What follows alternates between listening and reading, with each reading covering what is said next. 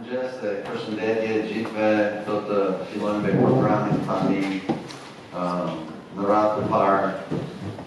Emri im është Jeff Hartel, në qoftë se nuk më njihni, do të jap një fjalë për atë për një sekond, po thjesht dua të ju mirëpres për ardhin tuaj këtu në këtë konferencë të Biblës. Është diçka që jemi lutur për një kohë shumë të gjatë, që të kishim mundësi për një gjë të tillë, edhe sot kemi mundësi më ndryshe nga eventi i madh që bëmë në datën 7, thjesht më tepër të festojmë mirësinë e Perëndisë në jetën tonë, duam të kemi mundësi të ulemi dhe të shpjegojmë pak me hollësi, domethënë jo vetëm procesin e përkthimit të Biblës, edhe pse e kemi, po edhe ca gjëra që mund të studiojmë edhe vegla që mund t'ju ndihmojnë edhe me shpresë në shërbimin tuaj duke ecur përpara.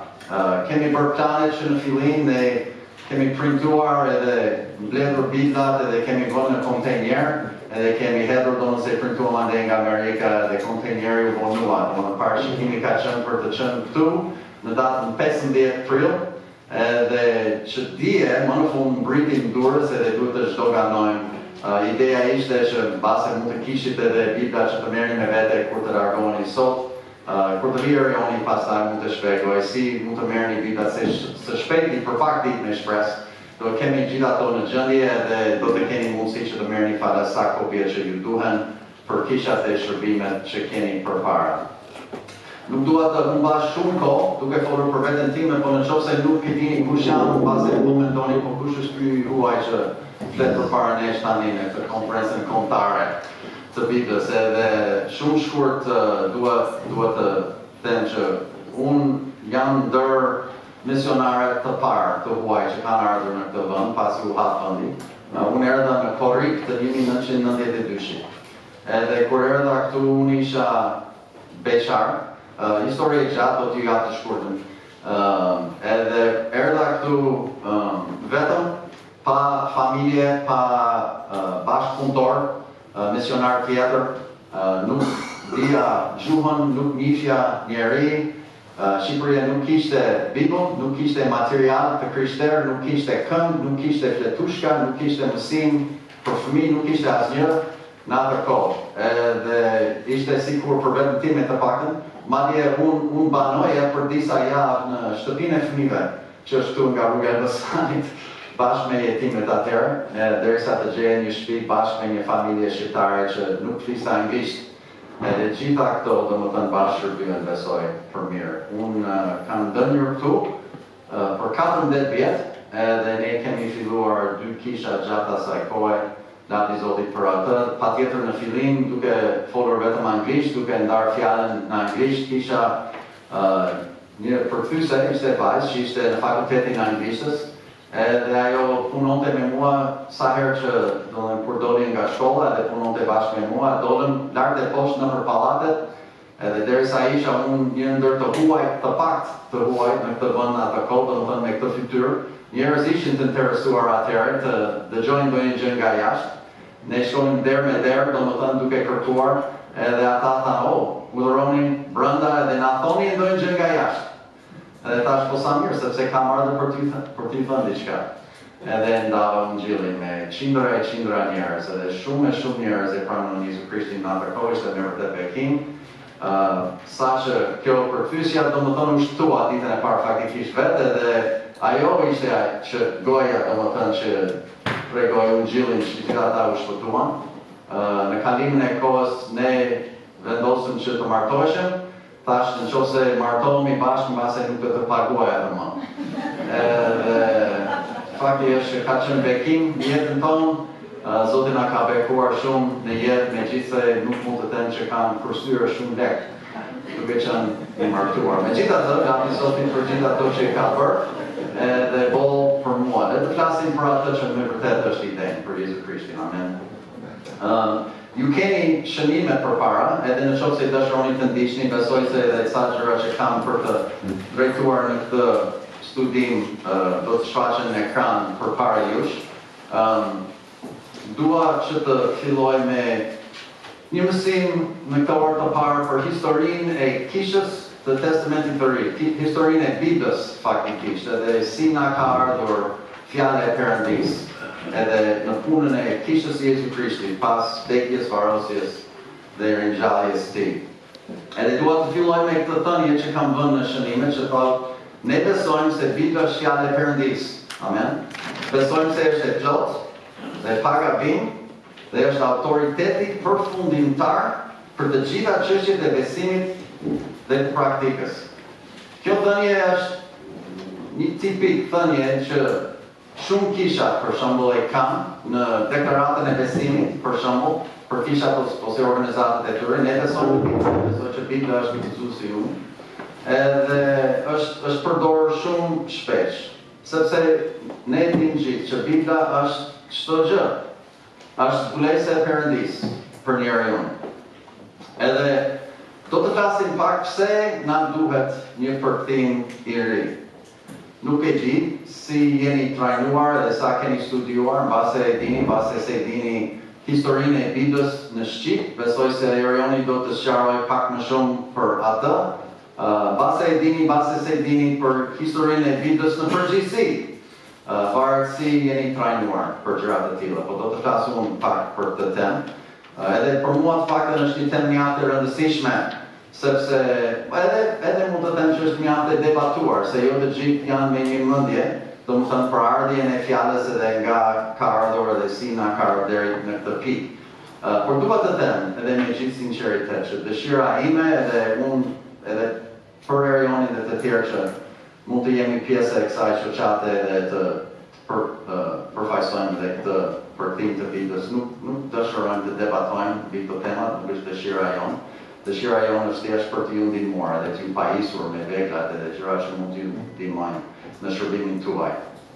Edhe të dini më saktë vetë nga ne pse e kemi punuar që të prodhojmë këtë Bibël të re.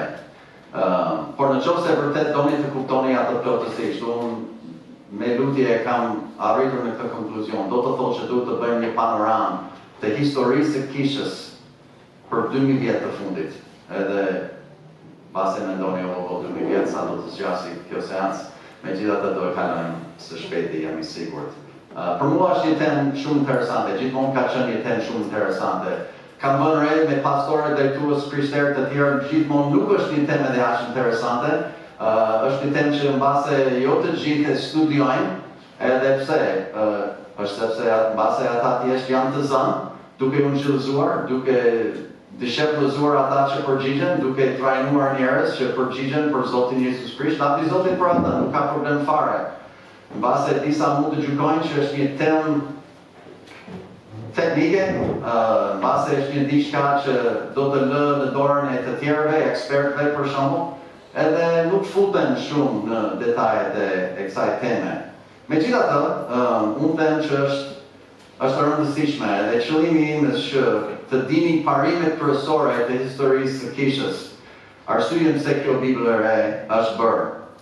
Por faktikisht unë jam i mendimit që nuk duhet të jeni të paditur për këtë temë.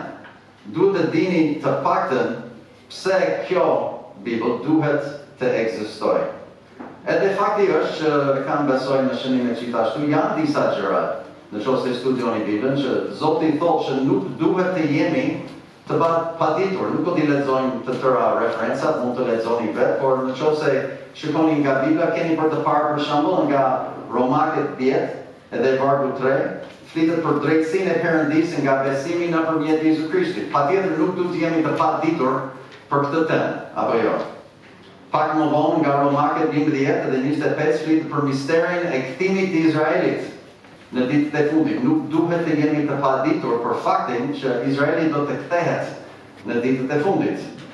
Letra e parë Korintasve, kapitulli 10 dhe disa vargje të para, flet për Izraelin nga Testamenti i Vjetër, kur ishin në shkretë të tjera me Mojsiun, dhe eksperienca e Izraelit nga shkretë të tjera përfaqëson, shembullon, domethënë atë jetën tonë si të krishterë në Jezus Krishtin, se derisa Izraeli vetë nga Eksodi 4 quhet biri i Perëndis, edhe ne jemi bijtë të Perëndis, jeta e Izraelit është një shembulltyr e jetëve tona si të krishterë në Jezus Krishtin. Mund të mësojmë nga jeta e tyre edhe problemet që patën duke kaluar në shkretë të tjerë. Edhe atëherë nuk duhet jemi të paditur për atë gjë. E parë Korinësit 12, nuk duhet jemi të paditur, pa informuar për dhuntit frymërore. Parë Tesalonikës 4, nuk duhet të jemi të paditur për rrëmbimin e kishës. Është një mister tjetër sipas djatës së re dhe duhet të dimë ato gjëra që Perëndia thotë. Nga 2 Pjetri 3, vargu 8, duhet të dimë të mos jemi të paditur për mënyrën si Perëndia mat kohën në lidhje me profeci. Është vargu që thotë që një ditë me Zotin është si 1000 vjet si një ditë. Edhe është një varg shumë i rëndësishëm që na ndihmon të zbulojmë profecitë që Perëndia ka në lidhje me kohën edhe kronologjitë. Edhe së fundi dua të theksoj këtë sot 2 Korinësit 2:11, nuk duhet të jemi të paditur si vepron Satani. Edhe është mjaft e rëndësishme sepse çfarë bën ai, në të cilat fusha vepron, duhet të dimë, duhet të jemi të informuar. Ai është i thotë gënjeshtar, ati i gënjeshtarëve është mashtrues. Vargu 11 thotë që Satani të mos marrë avantazh prej nesh, pse? Sepse ne nuk jemi të paditur për marifetet e tij. Nuk e di, mbani mend besoj, përmendjen e parë të Satanit nga Bibla quhet gjarpri nga Zana Filla kapitulli 3. Edhe kur Perëndia përmend diçka për herë të parë, shpesh herë ai vendos cilësitë të veçantë që keni për të gjetur me atë person ose atë temë gjatë gjithë Biblës. Zana Filla kapitulli 3 vargu i parë, do tani gjarpri përmendet për herë të parë.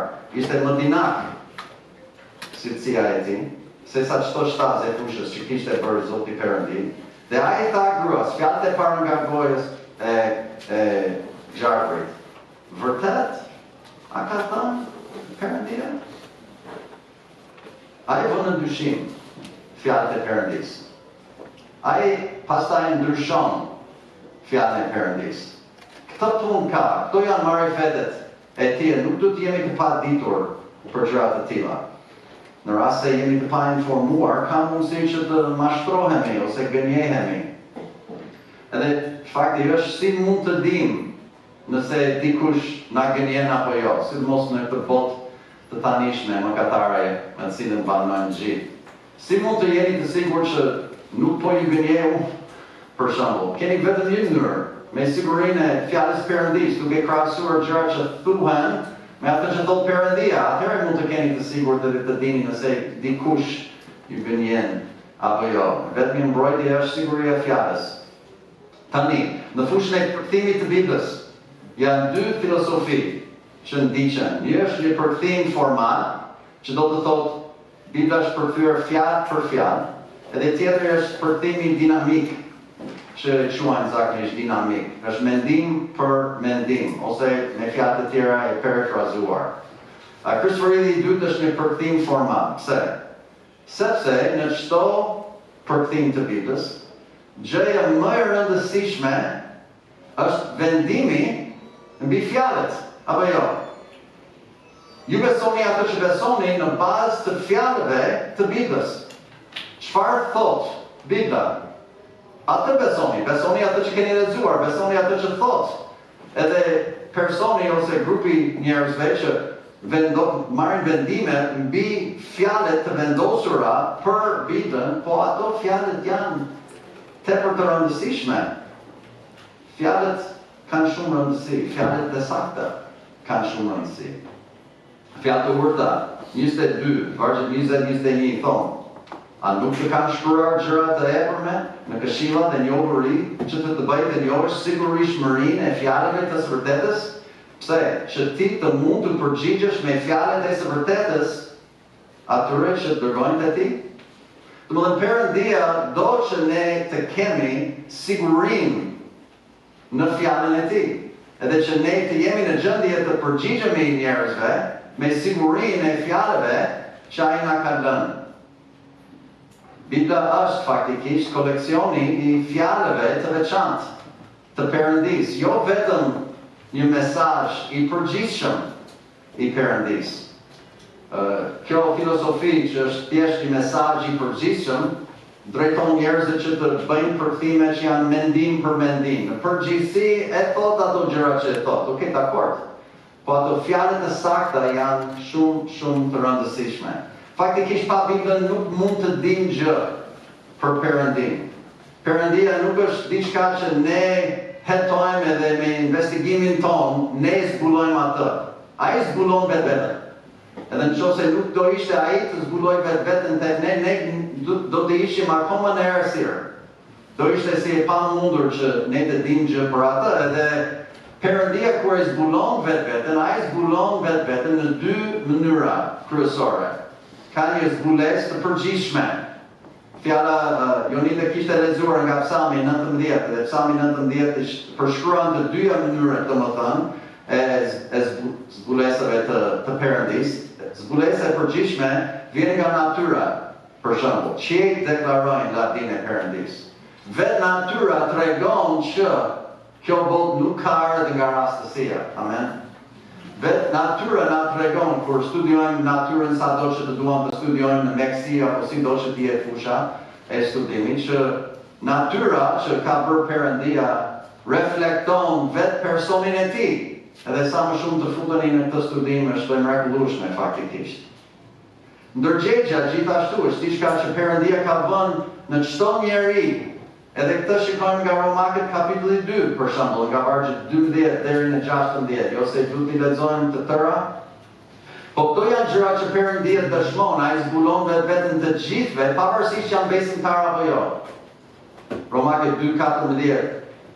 Se kur jo hebrejt, të cilët nuk e kanë ligjin, domethënë flit për njerëz që nuk ishin të shpëtuar, natyrshëm bëjnë gjërat që përmbahen në ligj. Këta duke mos pasur ligjin janë ligj për vetveten, të cilët dëftojnë veprimin e ligjit të shkruar në zemrat e tyre. Ndërgjegja e tyre gjithashtu duke dhënë dëshmi. Dhe mendimet e tyre ndërkohë duke akuzuar ose duke justifikuar njëri tjetrin. Domethënë Perëndia ka vendosur në njerëzit një ndërgjegje, është ai zë i vogël që i flet gjithë secilit. Kjo është e drejtë, ajo është e padrejtë. Edhe njerëz të pashpëtuar që e kanë të ndjenjë, kjo është e drejtë, ajo është e padrejtë. Nga e kanë marrë atë, kur nuk njohin Zotin edhe nuk kanë fjalën e Perëndis. E din nga ndërgjegja, është dëshmia, është zbulesa e Perëndis, është zbulesa e përgjithshme, po zbulesa e përgjithshme e Perëndis vetëm mjafton që njerëzit të pranojnë faktin që Perëndia ekziston. Nuk na jetë mjaftueshëm që njerëzit të shpëtohen, për atë kemi nevojë për zbulesën tjetër, zbulesën specifike. Edhe ajo është fjala e Perëndis. Edhe është pjesa e dytë të Psalmit 19, që thot ligji i Zotit është i përsosur dhe konverton shpirtin. Vazhdon dhe flitet për dëshmia, statutet, udhërimi i Zotit dhe tjerë me radhë.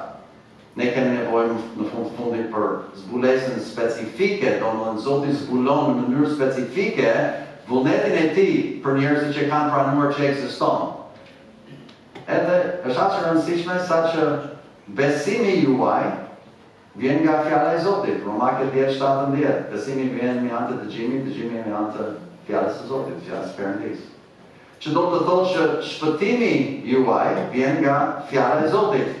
Kështu thotë e parë Pjetri 1:23, duke qenë të rilindur, jo nga fara që degenerohet, por nga një e pa degenerueshme, nga fjala e Perëndis. Është e pamundur që një njeri të shpëtohet pa pasur fjalën e Perëndis, është e pamundur. Edhe njerëz mund të thonë, po nuk e kisha fjalën e Perëndis, kisha thjesht një njeri që më tregoi për Jezusin dhe u shpëtoi. Okej, po ai njeri të tregoi me gojë fjalët e Perëndis. Ishte fjala e Perëndis që na shpëton. Edhe kjo është e sigurt. Atëherë fjalët e veçanta të Biblës janë qelësi i Biblës. Nuk mjafton të kemi, siç thash, fjalën e Zotit në përgjithësi, duhet të kemi fjalët shumës të Zotit. Çdo fjalë. Psalmi 12, vargu 6, fjalët shumës e Zotit janë fjalë të kulluar.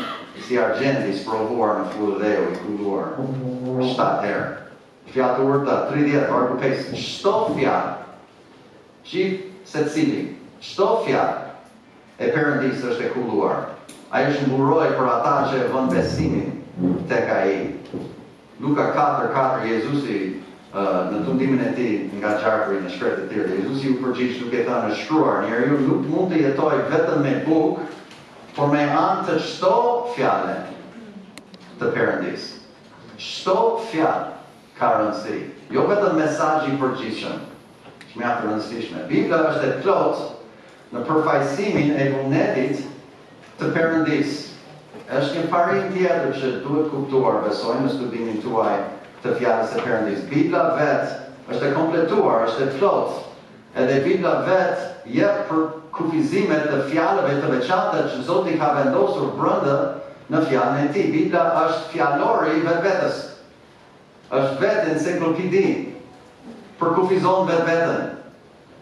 Edhe ne do të kuptojmë fjalët të përdorura duke krahasuar me ato fjalë si Zoti i përdor në kontekstin në të cilën e përdor. Nuk keni nevojë, vëllezër dhe motra, për libra të tjera jashtë Biblës për të kuptuar Biblën. Nuk them që nuk vlen edhe nuk mund të jenë ndihmë her pas here, por nuk keni nevojë për ato. Komentare, libra nga pastorë ose mësues të tjerë, ata që kanë mësuar gjërat edhe të gjithë i kemi lexuar her pas here, por unë po ju them që Zoti ka shkruar këtë libër në mënyrë që bashkë e keni fjalën e Perëndisë, e keni frymën e Perëndisë, madje kemi edhe kishën familjen e Perëndisë, e kemi çdo gjë, e kemi gjithçka faktikisht. Bibla përfaqëson vetë shpirtin e Perëndisë. Trupi i Krishtit është kisha, apo jo? Edhe ne kemi frymën patjetër, siç është vetë fryma e Perëndisë, trinia e Tij. Mjafton për ne të mësojmë çdo gjë që ai ka. Është e mundur që një njeri, edhe një njeri i mirë, një pastor, unë kam qenë pastor 35 vjetë, mos më shumë, dhe bëj gabime, njerëz jemi, edhe bëm gabime, edhe dikush shkruan, domethënë, shënime poshtë, ose në mes, domethënë, midis vargjeve, ose në gjë të tillë. Po ato nuk janë të frymëzuar, janë opinionet të njerëz që kanë studiuar, mbase ju ndihmojnë, po ne do t'i besojmë fjalës që Zoti ka dhënë mbi fjalët e njerëzve, se njerëz jemi edhe njerëz sa do të mirë që mund të jemi. Ne besojmë, Psalmi 60, vargu 11, patjetër thotë Perëndia dha fjalën, vjen nga ai, diskutohet. Po si e dha? Si e dha Perëndia fjalën e Tij? Po na tregon 2 Timoteu 3:16, thotë i gjithë shkrimi është dhënë si me anë të frymëzimit të Perëndisë. Me atë frymëzimit. Çdo më thënë frymëzimi? Po, frymëzimi, përsëri, përshkruhet nga përdorimi i Biblës. Frymëzimi është kur Perëndia fryn jetë në dikë ose në diçka. Për shembull, sa në Filla kapitulli 2, Zoti Perëndia formoi njeriu nga pluhuri i tokës dhe frymoi në fezat e hundës së tij frymimin e jetës. Dhe njeriu bë një shpirt i gjallë.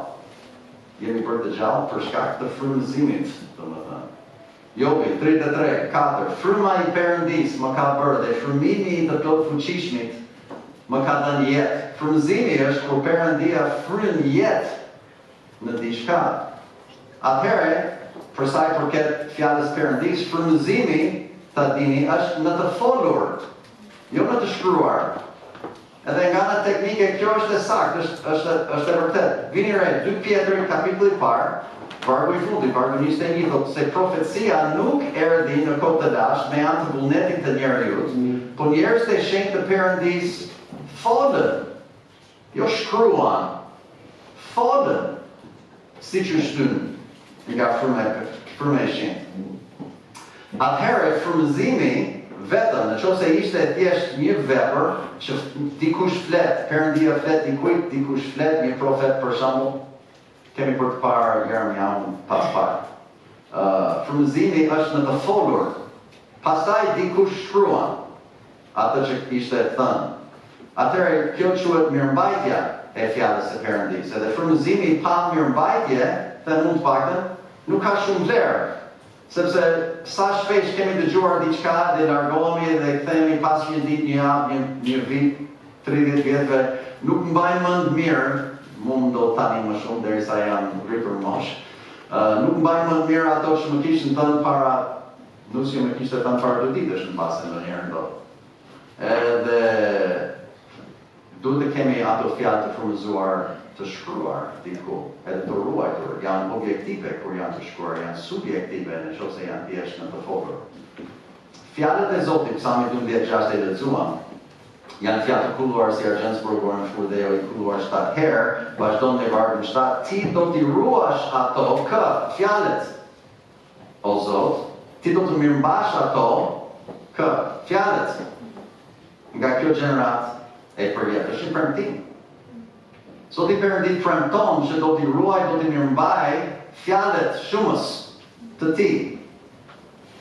Ndaj Jezusi mund të kishte thënë Mateu 24:35, qielli dhe dhejo do të kalojnë për fjalët shumës e mia, nuk kanë për të kaluar. Është premtim, a ka ndodhur apo s'ka ndodhur? Atëherë frymëzimi pa mirëmbajtje nuk ka vlerë, mirëmbajtja është në të shkruar. Lind pyetje pastaj, a kemi fjalët e mirëmbajtura Perëndis sot? Edhe unë kam bërë të punë për shumë vjetë. Kam mjaft eksperiencë, jo se jam më i njohur, absolutisht jo. Unë e kam vënë re diçka.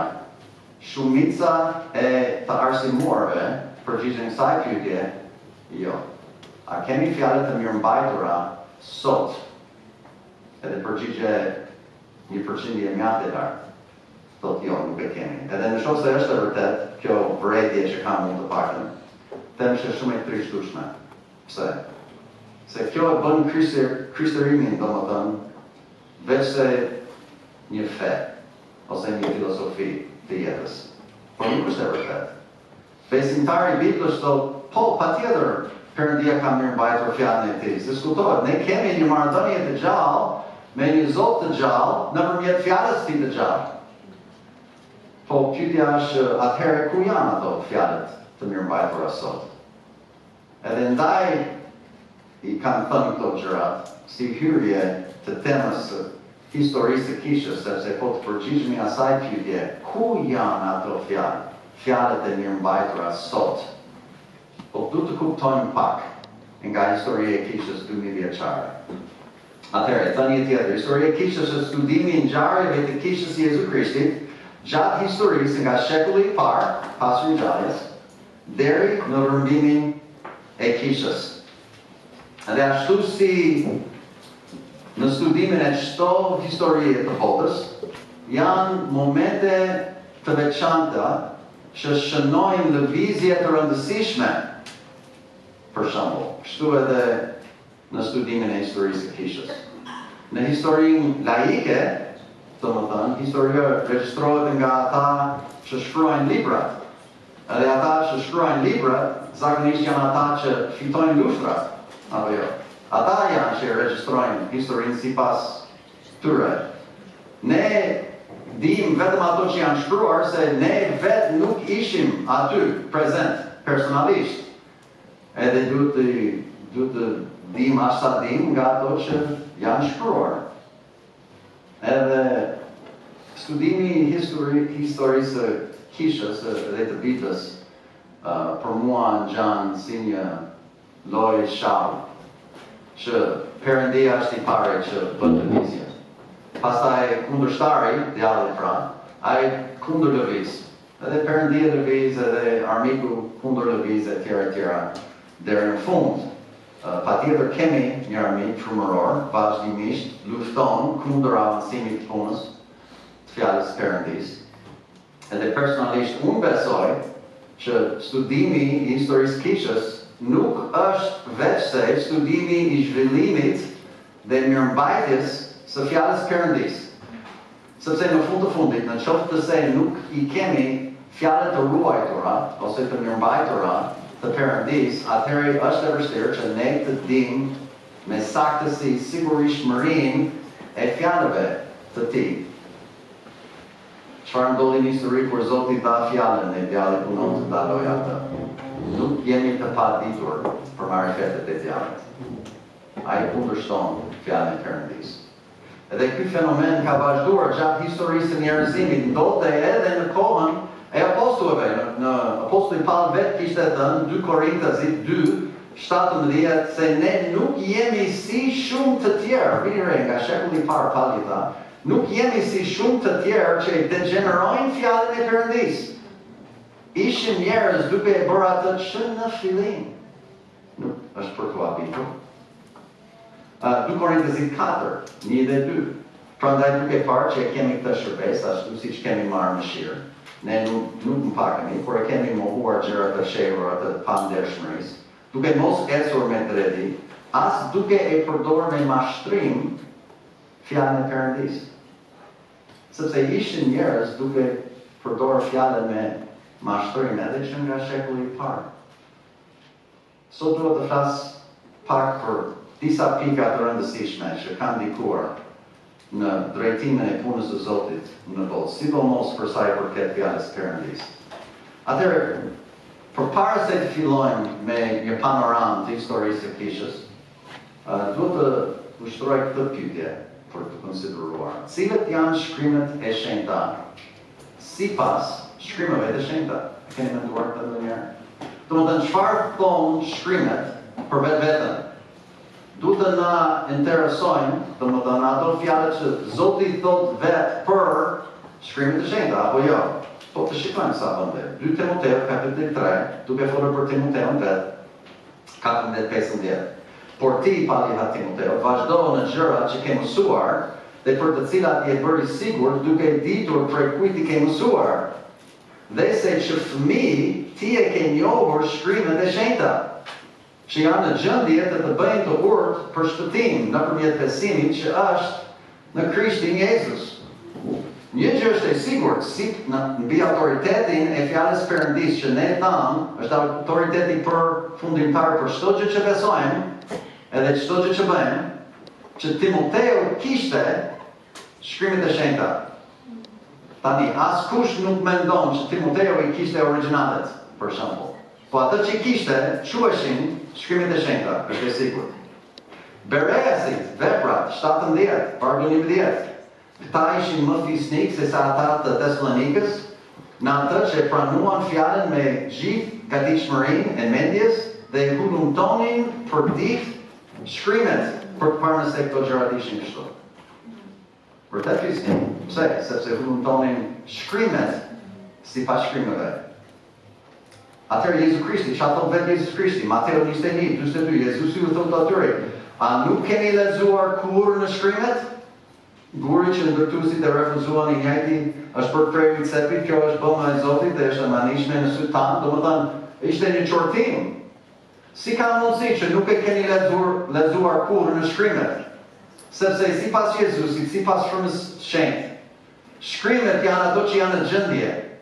Shkrimet janë ato që mund të keni në dorë. Shkrimet nuk janë ato gjërat që ishin vetëm mbetur në frymëzimin e parë të kohëve të lashta.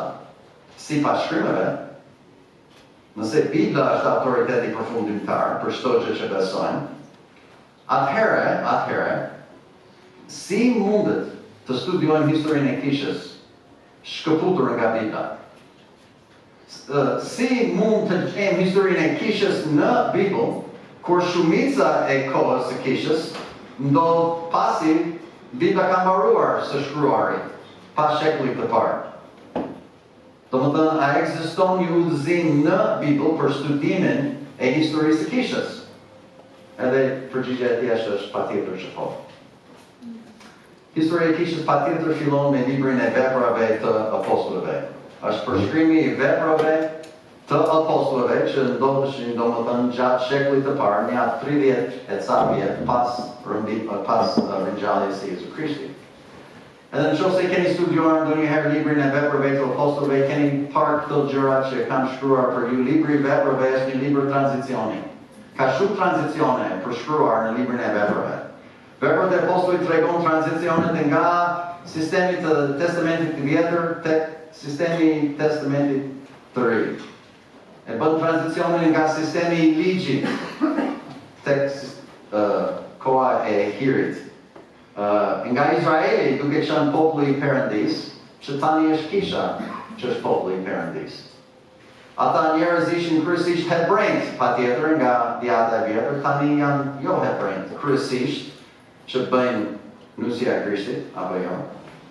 Libri I Veprave fillon duke tekstuar shërbimin e Pjetrit, që është një shërbim ndaj hebrejve kryesisht, sipas Galacit 2 për shembull, për të qartë. Edhe mbaron duke tekstuar shërbimin e Paulit, që ai është thirrur apostull I jo hebrejve. Edhe lëviz një tranzicion tjetër nga Jeruzalemi që ka qenë qendra I shërbimit për Izraelin e gjitha ato gjëra që kishin nga Testamenti I Vjetër, tek Antiokia e Siris, domethënë që gjejmë për shembull nga kapitulli 13 dhe më të tjera, nga Vepra. Domethënë qendra e shërbimit ka qenë Jeruzalemi, po tani kalon tek Antiokia për kishin jo hebrej. Edhe në qoftë se do të studioni pak çfarë Zoti kishte për të thënë për Antiokin nga Bibla, është një studim I vlefshëm. Nuk do t'i lexojmë këto, por për shembull nga Vepra 6, shikojmë që një nga të 7 djakët të parë të kishës në Jeruzalem ishte nga Antiokia.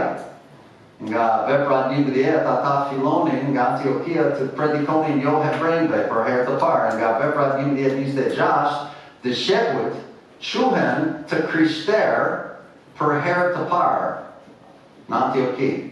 Nga Vepra 13 shikojmë që kisha në Antioki bëhet kisha që është model për të gjitha kishat të Testamentit të ri. Kishte disa pastorë, kishte disa kultura bashkë, ishin jo hebrejnë kryesisht.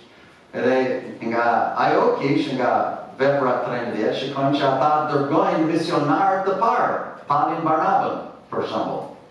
Antiokia është një vend mjaft I rëndësishëm në studimin e prodhimit të Biblës gjithashtu, sepse janë disa përkthime që janë përkthyer nga ato shkrimet që rrjedhin nga Antiokia e Siris, domethënë si Bibla ABS ka qenë dhe tani Kristërit I. Tani pasi mbyllet libri I Veprave, afër fundit të jetës së Paulit, që duhet ishte aty nga viti 65-67 pas Krishtit, përpara shkatërimit të Jeruzalemit që ndodhi në 70 pas Krishtit, ka drejtim nga Perëndia për shekujt që do të vijojnë. Domethënë mos harrojmë që Bibla është një libër profetik, apo jo, na jep shumë profeci dhe I besojmë profeci që ka për të thënë për të ardhmen, pse të mos kishte diçka për 2000 vjet që do të vinë pas kësaj. Unë besoj se po. Edhe përgjigja është kështu. Panorama e historisë së kishës gjendet në librin e zbulesës. Tani libri I zbulesës është libri I fundit, jo vetëm në renditje, po dhe nga kronologjia e librave të Biblës, është shkruar aty nga 90, 91, 92 pas Krishtit, pas shkatërimit të Jeruzalemit. Edhe libri I zbulesës, besoj se dini ne të gjithë, mbaron zbulesën e Perëndisë për njeriu. Libri I zbulesës jep një përmbledhje të ngjarjeve të fundit. Nuk është e vështirë për të kuptuar kur beson atë që thot. Domethënë ndonjëherë njerëz thonë po libri I zbulesës është një libër I vështirë për të kuptuar. Unë do të them jo, nuk është e vështirë fare për të kuptuar, sepse janë thjesht fjalët edhe din ti lexon. Por është e vështirë ndonjëherë për të besuar, sepse thot sa gjëra që janë kaq të rënda mbase për mentalitetin ton, sa që themi nuk ka mundësi që do të ndodhin fjalë për fjalë siç e tha. Okej, po e kuptuam, por a e besojmë është tjetër punë. Pastaj secili le të përgjigjet. Është mjaft e rëndësishme, po ne mund të kuptojmë librin e zbulesës fare thjesht, duke parë ca vargje të rëndësishme. Nga kapitulli I parë, Perëndia na jep atë skeletin, domethënë outline të asaj që ka për të thënë nga gjithë libri I zbulesës. Vargu 19 kapitulli I parë. Zoti I thot Gjonit, shkruaj gjërat që ke parë, dhe gjërat që janë, dhe gjërat që kanë për të qenë pas kësaj. Domethënë, Zoti I thot Gjonit, shkruaj gjërat nga e kaluara, e tashma e ardhmja. Shkruaj nga këto 3 kohrat. Po, në qoftë se do të kuptojmë të saktë, duhet të kuptojmë nga e cila kohë në histori matet. Po Zoti na tregon nga e cila kohë matet, sepse nga vargu 10 të kapitullit parë të zbulesës thotë, Gjoni thotë, unë isha në frymën të madhe, frymën e shenjtë, në ditën e Zotit. Dhe dëgjova mbrapa me një zë madhështor si një trumbet. Tani studentët e Biblës e din fare mirë që kur Bibla flet për ditën e Zotit, flet për kohën e ardhjes së dytë fizike të Jezu Krishtit mbi tokë, që i përket së ardhmes. Domethënë dita e Zotit nuk është thjesht ditë e diell, që shkojmë kish, për shembull. Dita e Zotit, çdo ditë është e shenjtë përpara Zotit, amen. Edhe dita e Zotit sipas Biblës është ngjarja e ardhjes së dytë të Jezu Krishtit dhe duke kaluar për atë periudhën e mbretërisë 1000 vjeçare. Atëherë, në qoftë se kjo është edhe në frymën e shenjtë, Joni është marrë në të ardhmen gati 2000 vjet, edhe qëndron në kohën e ardhjes së dytë të Jezu Krishtit, shkruaj gjërat që ke parë në të kaluarën, në shkolla e Kishës, kapitulli 1, 2, 3.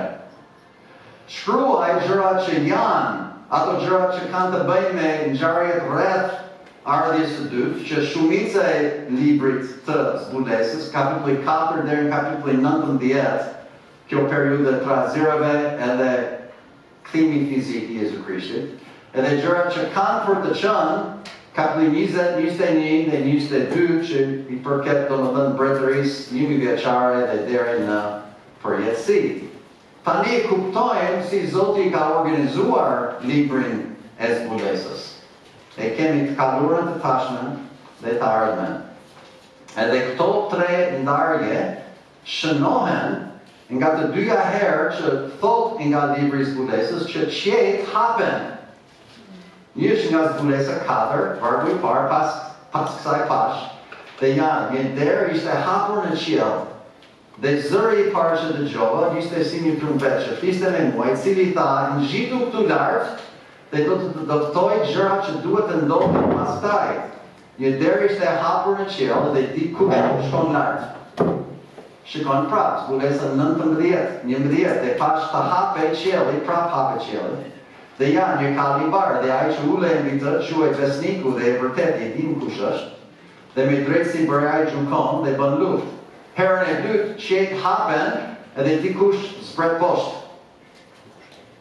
Atëherë, kjo tregon edhe janë ato vendet të vendosur që përpara hapjes së qiellit të parë është koha e Kishës, kapitulli 1, 2, 3.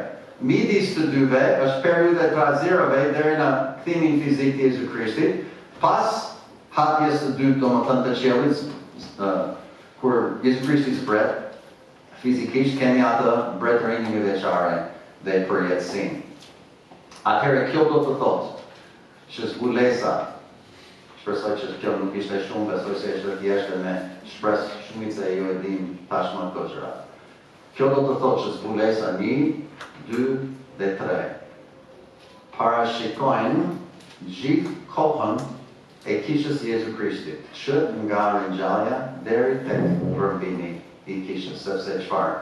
Nga zbulesa 4 që qiejt hapen edhe Gjoni që përfaqëson trupi i Krishtit, ngjitet lart, pastaj fjala Kish nuk gjendet më në librin e zbulesës.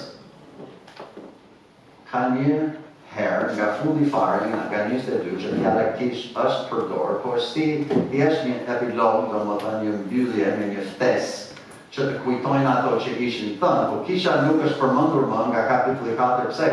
Se Kisha është marrë, nuk është më. Kapitulli 2 dhe 3 kryesisht atëherë do të përshkruajnë për ne periudhën e gjithë historisë së Kishës së Jezu Krishtit në Testamentin të Ri. Domethënë, çfarë ka zbulesa 2 dhe 3? Zbulesa 2 dhe 3 ka 7 kisha. Edhe këto 7 kisha do të përfaqësojnë 7 periudha që zbulojnë gjithë periudhën pak a shumë 2000 vjeçare të Kishës së Jezu Krishtit. Edhe nëse bëm re që çdo kishe edhe e krahasojmë me ngjarjet, sepse kemi avantazhin tani, jemi nga fundi tani, nuk jemi nga fillimi. Mund të shikojmë mbrapa dhe të shikojmë ngjarjet e historisë. Dhe mund t'i krahasojmë ato që Zoti kishte thënë në mënyrë profetike nga zbulesa 2 dhe 3, dhe krahasojmë me ngjarjet kryesore, kyçe të historisë, sidomos për sa i përket punës Perëndis dhe fjalës, zhvillimit të fjalës së tij. Kemi për të zbuluar dhe për të kuptuar diçka mjaft të rëndësishme. Do të kaloj shpejt, nuk do të harxoj shumë kohë. Duke filluar, nuk do t'i lexojmë të tëra mbase ca vargje dalin këtu përpara. Zbulesa 2, 1-7, periudha e Efesit. Tani, nëse doni që të më pyesni më vonë, kur kemi pushim dreke, po të doni. Por unë do të jap kufizimet sipas studimit që kemi bërë. Nga viti 90, kur ishte koha e Gjonit, deri në vitin 200 aty pas Krishtit. Nga teksti i Biblës çfarë thotë? Kishte shumë lavdërime. Kjo kishte veproi mirë, po kishte vetëm një problem, që kanë lënë dashurinë e parë, thotë. Ata filluan të devionin sapo pak nga e vërteta. Bibla thotë pak maja bën gjithë brumin. Është koha që është fillimi i sulmit të djallit kundër farës së fjalës Perëndis. Historikisht, ky në terminologjitë jo biblike, ka një personazh që duhet të dini kush është, quhet Origen Adumantius, edhe vjen nga Aleksandria të Egjiptit. Ai ishte një filosof grek, quhet ati i interpretimit alegorik. Domethënë nuk i besonte Biblën fjalë për fjalë, çdo gjë ishte alegorik. Nuk ekziston, nuk është gjetur, nuk keni për të gjetur një dëshmi të shkruar të shpëtimit të tij. Që ndonjë dëshmi që thotë që ai vërtet ka besuar gjëra që keni besuar ju për shpëtimin e shpirtit të tij. Disa gjëra që ai ka besuar, për shembull, beson në fjetjen e shpirtit në vend të vdekjes, domethënë besonte që njeriu shpëtohet me anë të pakëzimit, po në fund të fundit është një shpëtim universal që të gjithë do shpëtohen sido që tjetë puna. Jezusi nuk do kthehet fizikisht në tokë, ringjallje fizike domethënë nuk është. Historia e Adamit dhe Evës nga zana fillë nuk është fjalë për fjalë, domethënë e drejta e historisë. Edhe ai bëri gjithë punën që ai bëri, domethënë si filosof nga një qytet që quhet Aleksandria në Egjipt, që figuron në historinë e përkthimeve të Biblës gjithashtu, sepse janë disa Bibla që janë përkthyer nga dorëshkrimet që vijnë nga Aleksandria te Egjipti. Edhe derisa do të jemi besimtar të Biblës, dhe do të lëmë Biblën autoritetit përfundimtar për çdo gjë që besojmë dhe çdo gjë që bëjmë, duhet na bën mirë të bëjmë studimin ndonjëherë, çfarë thotë fjala për Aleksandrinë, çfarë thotë Bibla për Egjiptin. Kjo është pak më e thjeshtë, apo jo? Egjipti përfaqëson botën në përgjithësi. Njerëzit e Perëndis ishin të thirrur për t'u larguar nga Egjipti, apo jo? Izraeli ishte sklavër në Egjipt, apo jo? Jozefi që ishte në Egjipt tha, kur të vdesun, mos më lini eshtër tu në Egjipt, stilën e jashtë. Faraoni është një nga dy personat nga gjithë Bibla që është një tipi i djallit që quhet një dragua. Jezusi ishte fshehur kur ishte i vogël, domethënë në Egjipt për një kohë të shkurtër, por duhet të largohej përsëri. Domethënë, mendimi i Perëndis i zbuluar për Egjiptin nuk është i mirë. Edhe në qoftë se, domethënë për mendimin tim duhet marrë në konsiderat, por mendojmë ku është vendi që Zoti do të mirëmbajë fjalën e tij. Periudha tjetër, periudha e Smirnës, zbulesa 2, 8 deri në 11, 200 deri në 325. Nga teksti i Biblës jep ngushëllim për martirët i besnik deri në vdekje, dhe unë do të jap një kuror jete.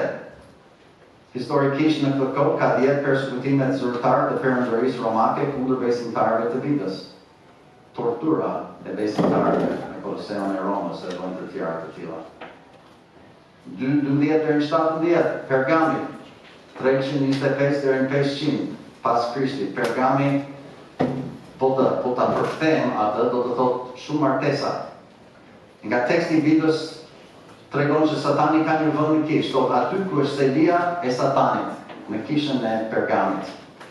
Tu jemi prezantuar me doktrinën e Nikolaitëve, do flas pak më tepër për këtë, vendosin një klas priftërinç mbi popullin e thjeshtë. Edhe këtu kisha martohet me botën. Historikisht kemi Konstantinin, perëndorin romak. Edhe kishte një betejë shumë të famshme, nëse keni studiuar, është quhet Milvian Bridge, ku Konstantini kishte marrë një vizion natën përpara betejës me të parë një shenjë të një kryqi. Edhe një zë i erdhi që thotë me këtë shenjë sundo. Edhe ai vuri atë shenjën në mburojën e ushtrisë e tjera dhe e fitoi atë për shembull, edhe pak nga pak Konstantini vendosi fen e krishterë si fe zyrtare e Romës, për shembull. Edhe duke marrë praktiket pagane, edhe u avën emrat krishterë. Konstantini udhëron njëri tjetër, quhet Eusebi, që të shkruaj 50 bibla luksoze, edhe të dërgohen në 50 qytete kryesore të Perëndorisë. Eusebi ishte një historian që studioi nën Origenit, edhe të tjerët pas Origenit, domethënë. Origeni është një që ka ndryshuar tekstin nga Antiokia e Siris nga një 5.000 vende të ndryshme sipas mësimeve të reme që ai kishte për veten e vet. Dhe teksti e Eusebit bëhet teksti zyrtar përdorur nga Kisha Katolike Romane. Zbulesa 2:18-29, Tiatira, perioda e Tiatiras, 500 deri në 1000 pas Krishtit, nga teksti i Biblës lexojmë për një personazh quhet Jezabela, që përfaqëson sistemin fetar falso. Është një prostitute nga fjala, është ndërmarrë me idhuj. Historikisht kemi Mesjetën, epokën e Jarët. Është koha kur Kisha Katolike kontrollon shumicën e Evropës, njerëzit e thjeshtë nuk kishin Bibla. Mesha është bërë në latinisht, askush nga populli i thjeshtë nuk e kupton. Priftëria është e korruptuar, edhe ata që përpiqeshin të kundërshtonin ishin të heshtur. Ishin njerëz me emra të ndryshme, Waldensens, Albigensens, Lallers, Paulicians, duke u shehur nëpër shpella dhe guva, fragmentet e vogla të shkrimeve të shenjta ishin kopjuar, shpërndarë, edhe nuk kishte shumë shkrime në gjendje për njerëz të thjeshtë. Kapitulli 3, 1-6, periudha e Sardës, 1000 deri në 1500. Nga teksti i Biblës tha që kishte një emër që ishin gjallë, por ishin të vdekur. Historikisht është koha e kryqëzave. Shumë gjakderdhje. Me një errësirë frymërore totale. Sepse errësira gjithmonë është më e rëndë me njëherë përpara agimit, apo jo? Që vjen pastaj nga 7 deri në 13, falni, periudha e Filadelfisë. 1500 deri 1880, Filadelfia do të thotë dashuri vllazërore. Nga teksti i Biblës, asgjë e keqe nuk është thënë kundër kësaj kishe. Kisha e Filadelfisë kishte thotë qetësinë e Davidit. Kjo kish ka ruajtur fjalën e Zotit. Kjo ka shumë rëndësi. Nga vargu 10, kapitulli 3 zbulesës. Meqense e ke ruajtur fjalën e durimit tim, dhe unë do të ruaj ty nga ora e tundimit, e cila ka për të ardhur mbi të gjithë botën për të sprovuar ata që banojnë mbi dhe. Kjo kishte një derë të hapur nga Zoti që askush nuk mund të mbyllte. Historikisht është koha e reformimit protestant.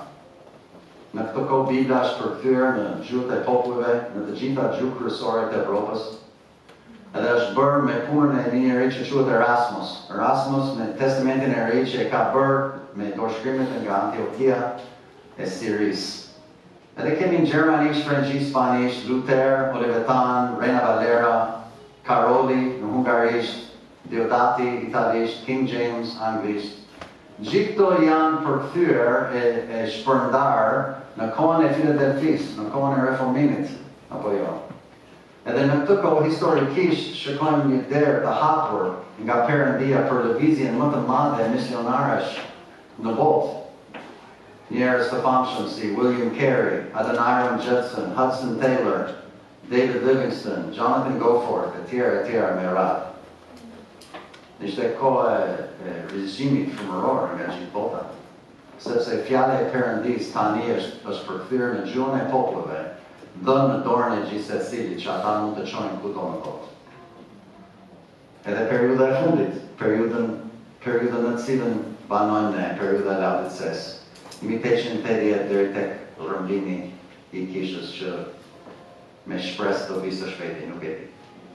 Nga teksti I Biblës në kundërshtim me Filadelfin, asgjë e mirë nuk është thënë kësaj kishe. Kjo kish nuk është as I ftohtë, as I nxehtë, është e vagët. Mendojnë se janë të pasur, Zoti tha që janë të varfër. Mendojnë se shohin, Zoti tha që janë të verbër. Edhe kjo kish është kisha e fundit përpara rrëmbimit. Si që thash, pastaj vjen kapitulli 4, qiejt hapen, Gjoni ngjitet lart dhe s'ka më kish nga libri I Pistullesës. Histori kish, çfarë ndodhi? Ndaj e vura vitin 1880 dhe 1900 për të rrëmbulluar Kosovën. Dy njerëz anglez, Westcott dhe Hort.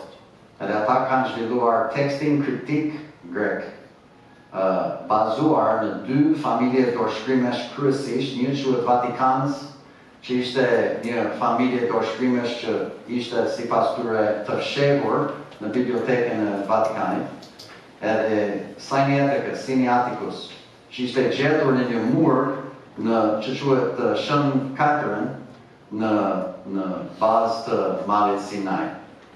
Edhe konsiderohen që të jenë më të vjetra edhe më të mira dorëshkrimet, që datat është aty nga shekulli 4. Ata kishin bërë një përkthim të Biblës që në anglisht quhet the Revised Version, edhe ishte dera që hapet tani për qindra e qindra përkthime të ndryshme të Biblave.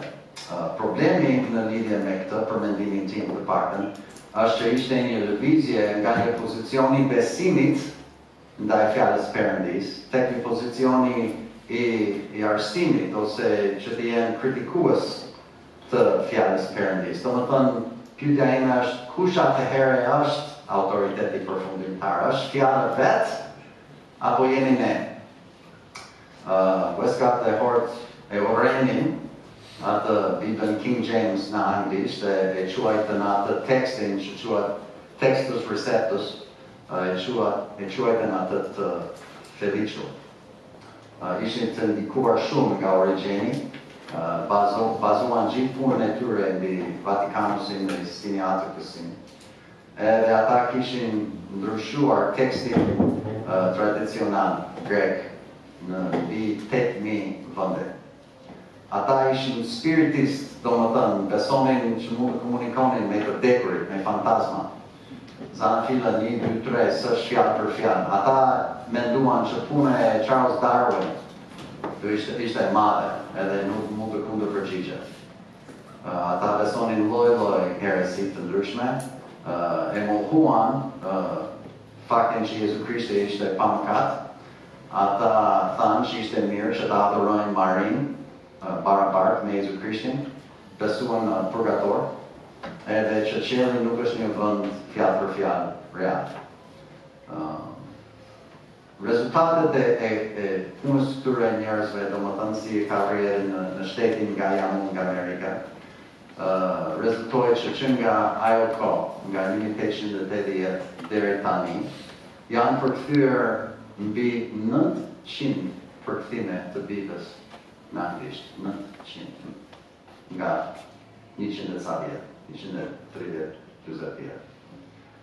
Mbi 100 përkthime të ndryshme janë prodhuar nga Amerika që nga viti 2000 vetë, 100 që nga viti 2000. Do të thotë 4 çdo vit, çdo 3 muaj deri në tjetër. Edhe ky evolucioni I Biblave krahasohet me pranimin e teorisë të Darwinit.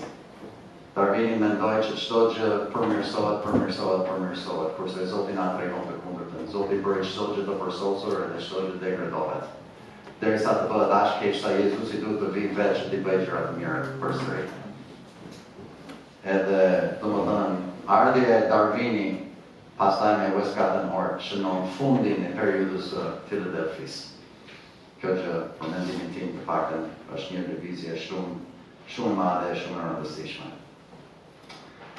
po e di këtë, shumë bibla krijojnë konfuzion. Është e vërtetë. Edhe Zoti kishte thënë para Korintit 14:33 Perëndia nuk është autori i pështjellimit, por e paqes. Nuk e di sa nga këto gjëra që kam prezantuar ju keni ditur tashmë përpara ose keni mësuar për herë të parë edhe tani duhet kohë që të luani në mendjen tuaj. Por unë kam të thënie të fundit edhe kam shpëruar që të keni sepse është opinioni im i fortë. Thotë Shqipëria meriton të ketë një bibull. Përkthyer nga linja dhe tradita e reformimit protestant. Bërë në periudhën e Filadelfisë, kohën se cilës u lavdërua për ruajtjen e fjalës Perëndis. Domethënë, kjo punë e Krishtlërimit dytë thjesht është vazhdimësia e punës që ka nisur që nga ajo kohë tek ne ishte nëpërmjet ABS-s gjithashtu që tani nuk është më në qarkullim, edhe Erioni, Jonida e të tjerë kanë bashkëpunuar që të vazhdojnë atë punë edhe të bëjë atë edhe pak më të qartë, pak më të pastër, që ne të mund të vazhdojmë me po atë traditën protestante, domethënë të reformimit protestant. Ne besojmë se Bibla është fjala e Perëndisë. Ne besojmë që është e plotë dhe pagavim. Ne besojmë që është autoriteti përfundimtar në çdo gjë që besojmë. Edhe për historinë e kishës, edhe për zhvillimin e Biblës. Sepse ai është që nuk gënjen. Ne ndonjëherë gënjemi. Edhe me qëndrim ose qëllim të mirë prapë ndodh ndonjëherë se jemi njerëz. Po ai është. Le të lutem unë dhe do bëjmë një pak pushim sa të ketë kohë të vi për seancën e dytë. Zot, vërtet të falenderojmë ty dhe të lavdërojmë për mirësinë tënde ndaj nesh. Ndihmoj këta vëllezër dhe motra sa konsiderojnë këto gjëra që të mendojnë që të studiojnë edhe më thellë edhe të maniten nga të mira që ti siguron. Zot, vërtet ti jam mirënjohës për punën që ti ke bërë edhe ke dëshirë të vazhdosh të bësh. Le të jemi ne ndër ata që ti do të jesh i kënaqur. Lutem në emrin tënd. Amen.